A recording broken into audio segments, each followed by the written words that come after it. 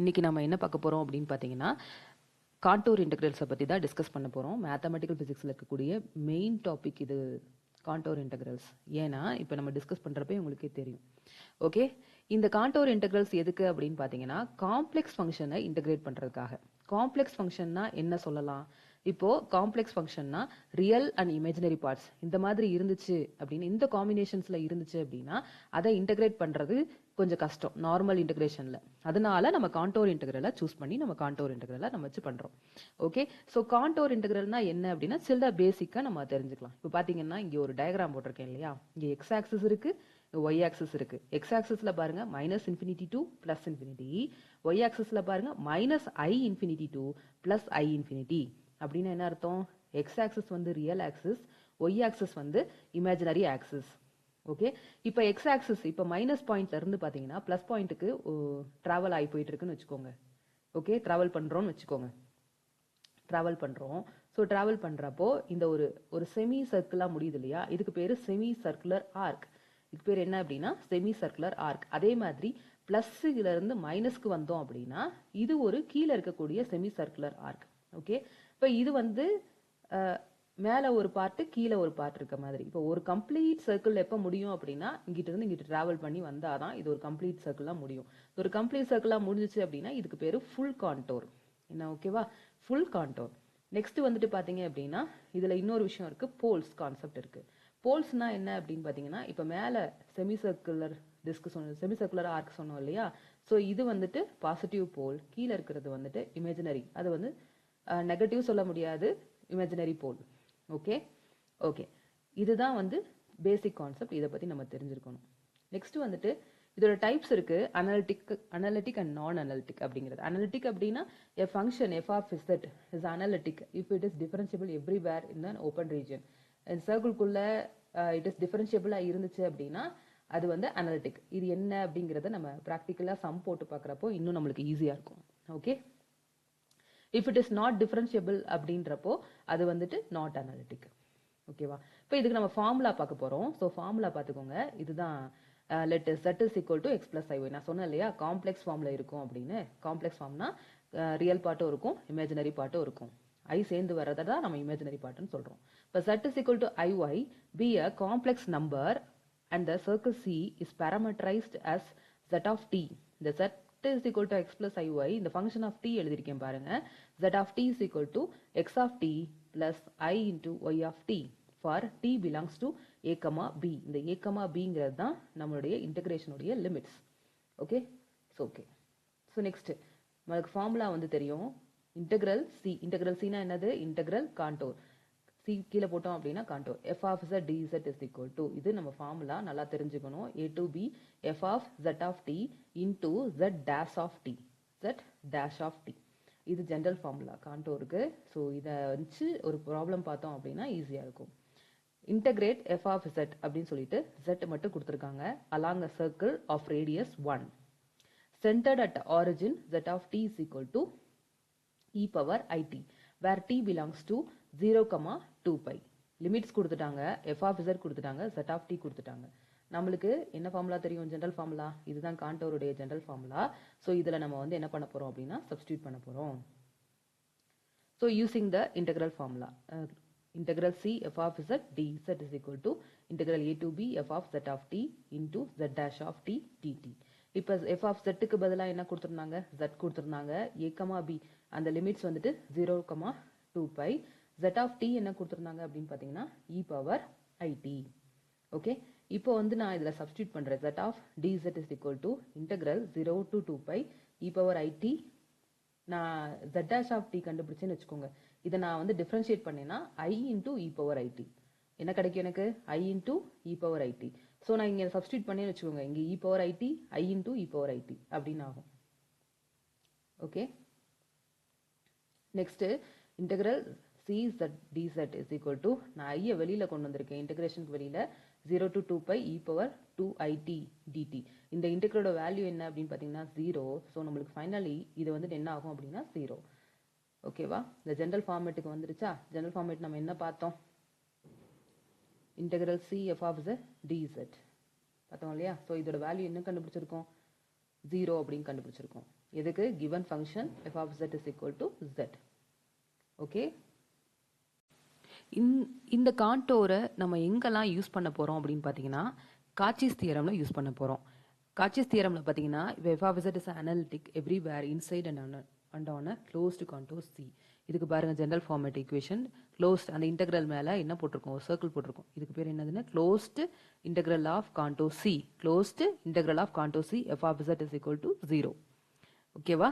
So far analytic function closed loop integral are 0. Closed loop integral என்ன ஆயிடுது அப்படின்னு சொல்றோம் அப்படின்னா 0 அப்படின்னு சொல்றோம்.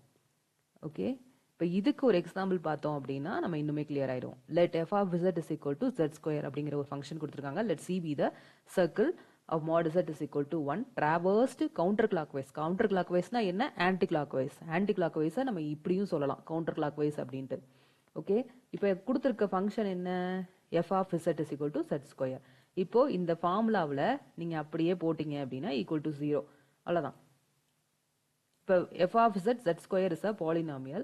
It's analytical everywhere. It's a polynomial analytical everywhere. The z square எப்படிங்க வந்து அனலிட்டிக்கல் சொல்றீங்க அப்படிங்கிறத நம்ம பின்னாடி ஒரு எக்ஸாம்பிள் பார்க்க போறோம். அதை வச்சு நம்ம இன்னும் டிஸ்கஸ் பண்ணிக்கலாம். ஓகே, நெக்ஸ்ட் வந்துட்டு காச்சிஸ் இன்டெக்ரல் ஃபார்முலால நம்ம யூஸ் பண்ணுவோம். காச்சிஸ் இன்டெக்ரல் ஃபார்முலால இப்போ ஒரு analytical function at a point inside a contour. எங்க? at a point inside a contour using integral around the contour. இது வந்துட்டு பாயிண்ட் உள்ள இருக்கிறப்போ நம்ம எந்த இது கான்செப்ட் யூஸ் பண்ணணும் அப்படின்னா காச்சிஸ் இன்டெக்ரல் ஃபார்முலாவை யூஸ் பண்ண போறோம்.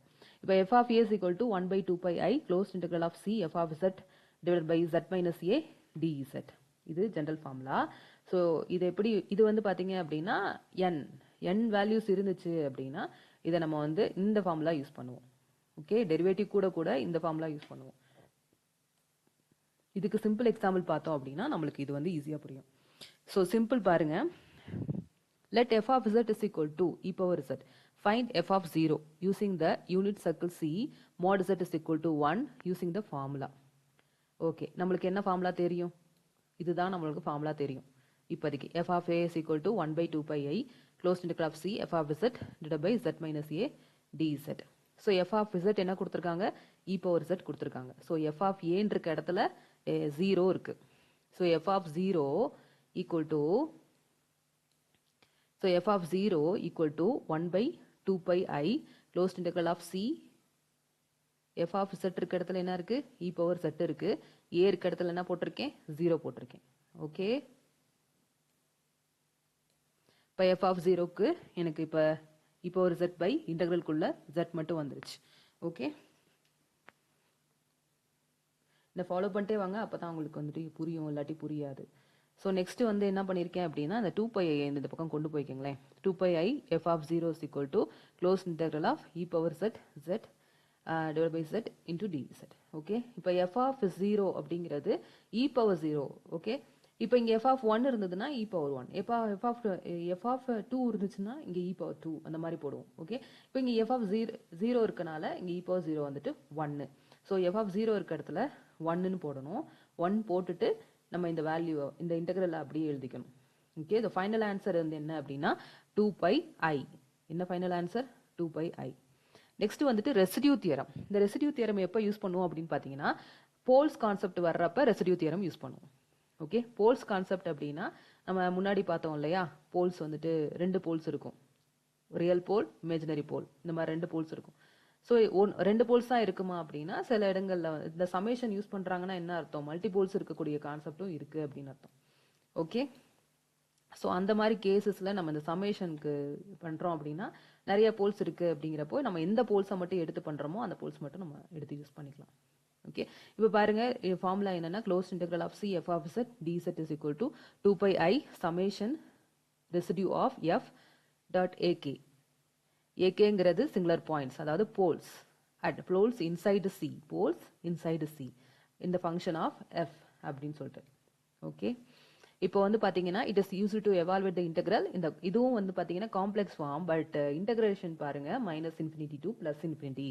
ஸோ இந்த மாதிரி ஃபார்மேட்ல இருந்துச்சு அப்படின்னா நம்ம எதை யூஸ் பண்ணணும்னா ரெசிடியூ தியரம் நம்ம யூஸ் பண்ணணும். ஓகே, ஸோ ரெசிடியூ தியரம் எதுக்கு யூஸ் பண்றோம்? ரெசிடியூ தியரம் யூஸ் பண்றப்போ நம்மளுக்கு வந்துட்டு இந்த போல்ஸை வச்சு காம்ப்ளெக்சிட்டியை வந்து கண்டுபிடிக்க போறோம். ஓகே ஓகே இப்போ ரெசிடியூ தியரமுக்கு நம்ம ஒரு எக்ஸாம்பிள் ப்ராப்ளம் பார்த்தோம்னா நமக்கு கொஞ்சம் இன்னும் கிளியர் ஆயிடும். இப்போ evaluate the integral -∞ to +∞ 1/x² + 1 dx இந்த மாதிரி கொடுத்துருக்காங்க ஒரு இன்டெக்ரல். அதாவது -∞ to +∞ நீங்க என்ன பண்ணிக்கலாம் அப்படின்னா ரெசிடியூ தியரம் யூஸ் பண்ணிக்கலாம்.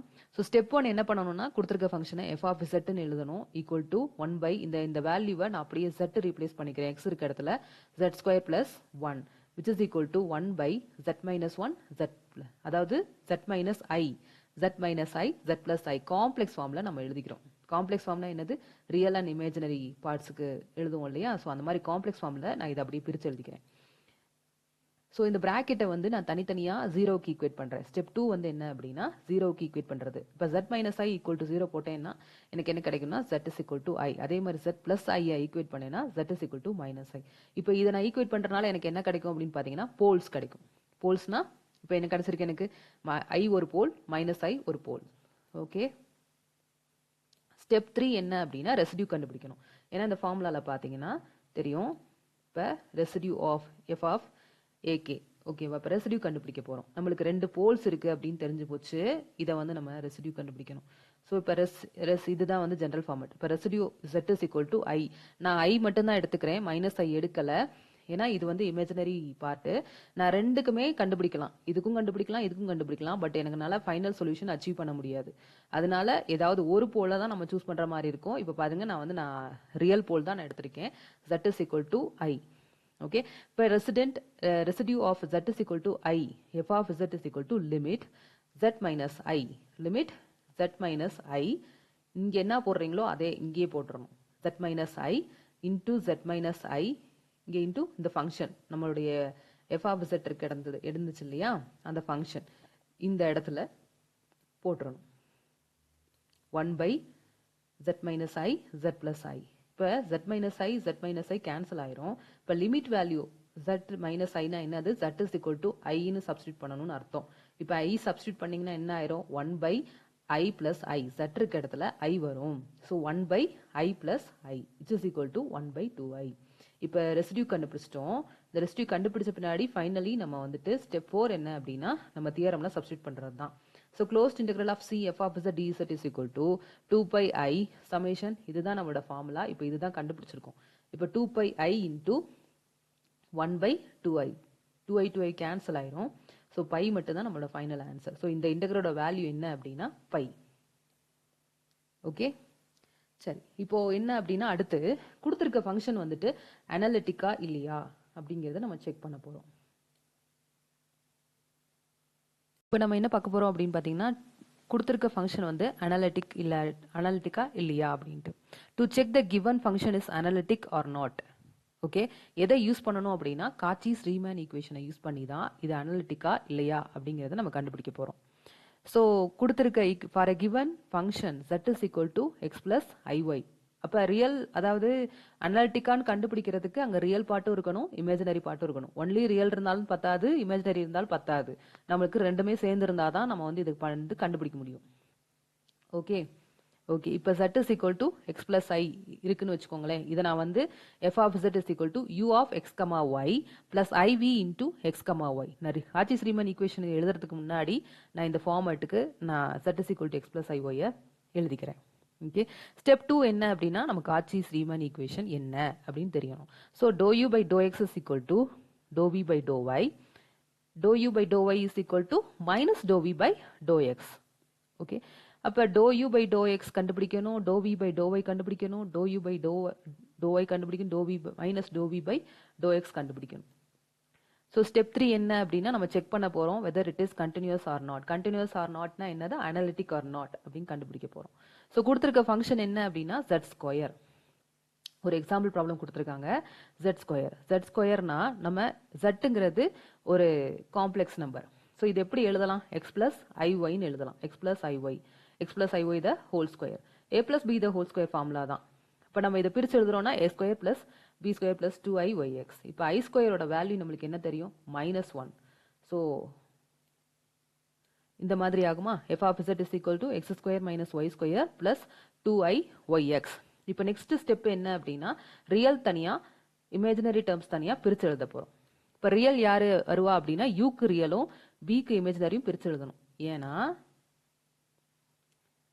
இங்கே பாருங்க u of x, y வந்துட்டு ரியல். இமேஜினரி யார் இருக்கா? v. ஓகே, ஸோ பிரித்து எழுத போகிறோம். இப்போ u of x, y is equal to x square minus y square. p of x, y is equal to 2yx. இதுலேருந்து நான் என்ன கண்டுபிடிக்கிறேன் அப்படின்னா dou u by dou x கண்டுபிடிச்சேன் அப்படின்னா எனக்கு என்ன வரும்? இங்கே x ஸ்கொயர் இருக்குது 2xன்னு ஆகும். இங்கே y ஸ்கொயர் இருக்குது, இங்கே 0 ஆகிடும். அப்போ dou u by dou y கண்டுபிடிச்சேன்னா மைனஸ் ஒய் ஸ்கொயர் இருக்குது. ஸோ இதை இன்டகிரேட் பண்ணால் மைனஸ் 2y. அதே மாதிரி dou v by dou x கண்டுபிடிச்சேன்னா இங்கே என்ன இருக்குது? 2yx. In terms of x differentiate பண்ணுறப்போ 2yன்னு வரும். In terms of y differentiate பண்ணுறப்போ 2xன்னு வரும். ஓகேவா? ஓகே, ஃபைனலி நம்ம வந்து ஈக்குவேஷனில் சப்ஸ்டியூட் பண்ண போகிறோம். dou u by dou x is equal to dou v by dou y. அப்படிங்கிறப்போ இங்கே நம்ம கண்டுபிடிச்ச வேல்யூவை அப்படியே போடுங்க. dou u by dou x என்ன வந்துச்சு? 2x. dou v by dou y என்ன வந்துச்சு? 2x. அப்போ LHS equal to RHS. இது okay. Next dou u by dou y என்ன வந்துச்சு? Minus 2y. dou v by dou x என்ன வந்துச்சு? இங்கே மைனஸ் வந்துட்டு ஃபார்முலாவில் இருக்குது. நம்மளுக்கு இங்கே மைனஸ் வரல, இங்கேயே வரல, இங்கேயே பார்க்காதீங்க, ஃபார்முலாவில் இருக்குது. ஓகே, ஸோ மைனஸ் 2y வந்திருக்கு, 2y. ஸோ இப்போ என்ன தெரிஞ்சிருக்கு நம்மளுக்கு? LHS equal to RHS. LHS equal to RHS. So இப்போ இந்த ஃபங்க்ஷன் வந்து அனலிட்டிக். ஓகே, முன்னாடிலாம் பார்த்தோம் Z ஸ்கொயர், அது வந்து அனலிட்டிக் பார்த்துட்டு வந்திருப்போம். அது எப்படி அனலிட்டிக் அப்படிங்கிறது இப்போ நம்மளுக்கு வந்துட்டு கன்ஃபார்ம் ஆயிடுச்சு. ஓகே, ஸோ இப்படி தான் நம்ம வந்துட்டு காச்சஸ் இன்டெக்ரலை சால்வ் பண்ணணும். அது சிங்கிள் போலா இல்லை எந்த தியரம் வச்சு சால்வ் பண்ணுறது அப்படிங்கிறத நம்ம இதில் டிஸ்கஸ் பண்ணியிருக்கோம். ஸோ லைக் பண்ணுங்கள், ஷேர் பண்ணுங்கள், கமெண்ட் பண்ணுங்கள். இது உங்களுக்கு யூஸ்ஃபுல்லாக இருந்துச்சு அப்படின்னா மற்றவங்களுக்கும் நீங்கள் வந்து சஜஸ்ட் பண்ணலாம். Okay, thank you so much. Thank you for listening to my video. Thank you.